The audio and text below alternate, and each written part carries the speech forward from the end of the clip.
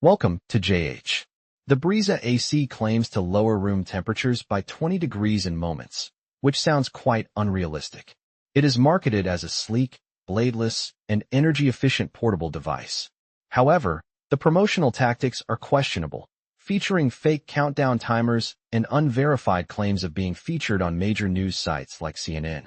Those who have tried similar products, like the Cooling Ace, describe it as a weak desk fan that only provides a breeze if you are extremely close.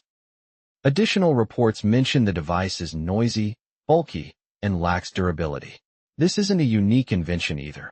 The same item is sold on Alibaba for less than $10. Yet, dropshipping sites charge over $60 using stock photos and misleading promises. You won't find any real company details, warranties, or valid return policies. The 5-star ratings online seem fabricated, as there is no way for actual users to leave honest feedback. Many buyers face long shipping times, missing packages, or poor quality hardware with zero customer support. In short, the Briza AC is a classic overpriced dropshipping scam.